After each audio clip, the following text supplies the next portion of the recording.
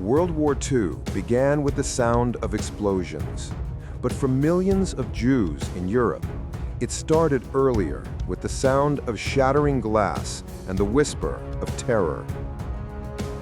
This narrative is not about generals or battles, but the account of those whose names were lost to history, yet whose spirit remained beneath the ashes. In the years leading up to the camps, life was slowly being stripped away from people like Aron, a skilled tailor in Warsaw, and Ila, a gifted music student in Berlin.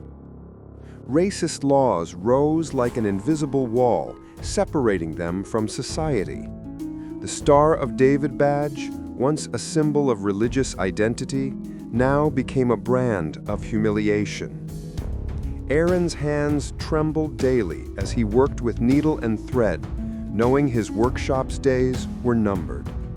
And Ila could no longer play piano in public concerts. The sunset in 1939 was not just the end of the day, it was the beginning of the age of shadows that would swallow a continent. The first stage was the creation of the ghettos. These were not separate townships, but prisons established by the Nazis to densely pack the Jewish population. Aron's family was forced to abandon their home and all possessions, moving with minimal belongings into the Warsaw Ghetto. Overcrowding, starvation, and infectious diseases quickly took their toll. Children with terrified eyes looked around, begging for a morsel of bread. Ila, in the Lodz Ghetto, considered her art her only remaining weapon. She and a few other musicians held secret concerts. In a cold, dark room, the music struggled to pierce the concrete walls and barbed wire, but for brief moments, it freed their souls. The Nazi goal was clear. Life in the ghettos had to be so severe that residents would either perish from hunger or be ready for any new resettlement. This resettlement was the first great lie on the path to catastrophe. By 1942, the final solution phase began. For Aron and millions of others, this meant boarding cattle trains, dark, cramped wagons with no amenities for a journey that lasted several days. Aron held his wife and two small children tight in the absolute darkness, trying to comfort them with prayers. The smell of stench, sweat, and despair filled the air. Ila, on another train, witnessed the death of an elderly woman who succumbed to thirst.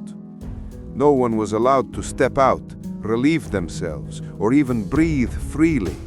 These journeys were designed not just for transport, but to break the spirit and prepare the victims for the final shock, a place marked on Nazi maps as a labor camp, but in reality, a death factory. Every station and whistle sound signaled a step closer to the horrendous unknown. The gate of the Auschwitz camp screamed the biggest lie in history: Arbeit macht frei, work sets you free. Aron and his family disembarked at the station and were led to the selection lines. A wave of an SS officer's hand determined who was fit for work and who was immediately sent to the gas chambers. This moment of separation was the last time Aron saw his wife and children. He, being a stronger man, was sent to the labor side, while they were led towards the buildings from whose chimneys thick smoke emerged.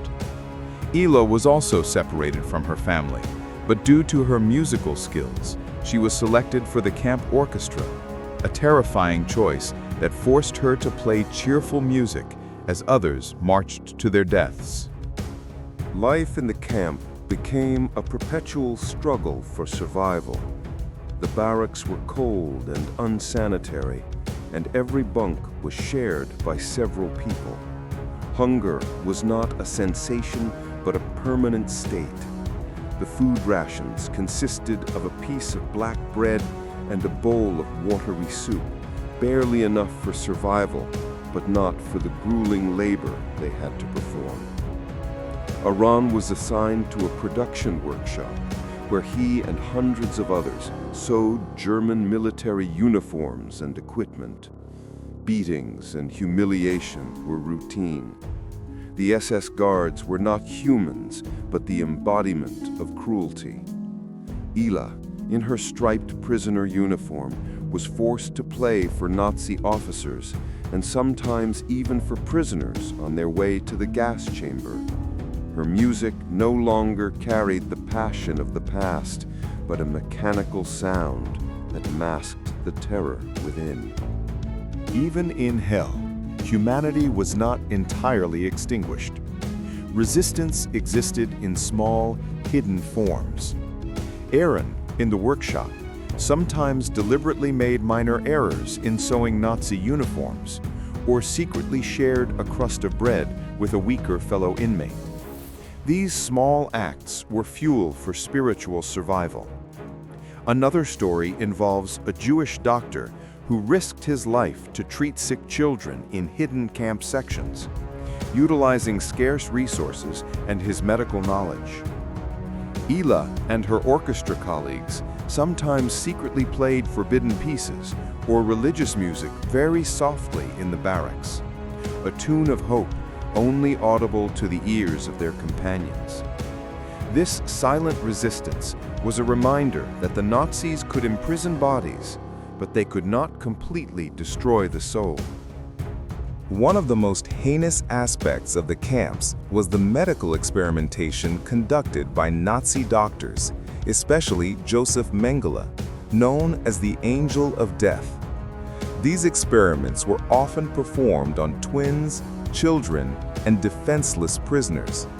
The goals of these tests were inhuman and ruthless, from attempts to change eye color with chemical injections to testing human endurance against cold and pressure. Thousands were killed or permanently disabled by these experiments. These stories reveal the height of Nazi scientific and moral madness. Prisoners selected as test subjects knew that their fate would only be pain and death. This section of the camp was where the line between science and torture was completely erased, and doctors turned into executioners.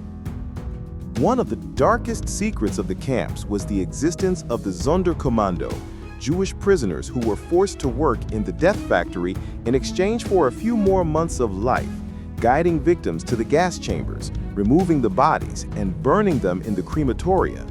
They witnessed the most horrible scenes and were psychologically shattered as they were forced to participate in the slaughter of their own people.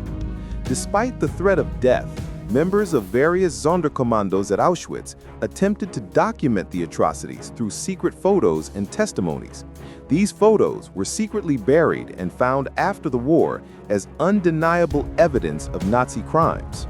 These men knew they would soon be killed to bury the camp secrets, but their sacrifice ensured the truth would never be lost in the ashes of the furnaces. In late 1944 and early 1945, as the Soviet Red Army approached, the Nazis attempted to destroy evidence of their crimes. They burned buildings and archives, but could not eliminate all proof.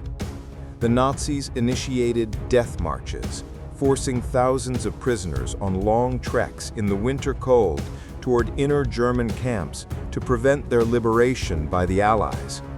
Many perished in these marches from starvation, cold, or by guards' bullets. However, on January 27, 1945, the Red Army entered Auschwitz. Soldiers were shocked by the scenes inside the camp. Piles of clothing, shoes, shaved hair, and only a few thousand survivors on the brink of death. Aron barely managed to endure the death march and survived. Due to severe malnutrition, he no longer resembled the tailor from Warsaw. Liberation was not a celebration, but a shock. Prisoners, physically and psychologically broken, had to face a world that no longer existed for them. For Ila, who was liberated at Bergen-Belsen, seeing American and British soldiers was unbelievable. She and others could not eat normally as their stomachs had shrunk. Many survivors died in the weeks following liberation due to illness and malnutrition. The greatest burden was learning the fate of their families. Aron spent months searching for his wife and children, finally accepting they had been killed immediately at Auschwitz. The grief of losing his family was as painful as the forced labor and hunger. After the war, survivors struggled to find a place to live. Many of their homes had been seized, and many could no longer return to places that evoked fear and pain. Simultaneously, efforts to achieve justice began.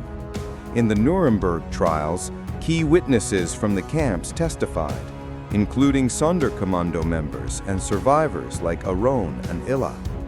Their testimonies, with their horrific details, shook the world's conscience, transforming the atrocities from theory to reality. For Aron, standing before the executioners and telling his story was part of the healing process, although his wounds would never fully mend. One of the most enduring symbols of the death camps was the prisoner number tattoo on the left arm. These numbers were not only for identification, but were a tool to strip away their identity and humanity. Aron still bore his number on his arm.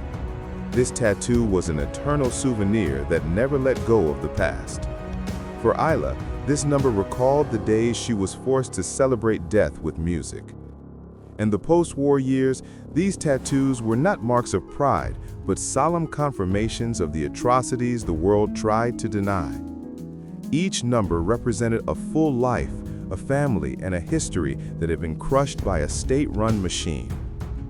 The physical pain faded over the years, but the psychological damage remained forever.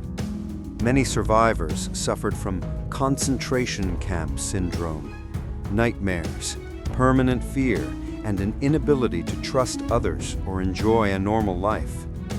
Aron, though he remarried and had children, could never forget the voices of his wife and children at Auschwitz. Ila could no longer play the piano with the same passion. Every musical note brought her back to the cold barracks. Many survivors lived in silence for years, feeling that no one could comprehend the horror they had experienced. They found themselves trapped between two worlds, one that no longer existed and a new world to which they no longer belonged. The stories of Aron and Ila are but two drops in the endless ocean of the Holocaust tragedy. These crimes stand as an eternal warning to humanity. Today, memorials like Yad Vashem, Israel's Holocaust Memorial, and the Auschwitz Museum ensure that history will not be repeated.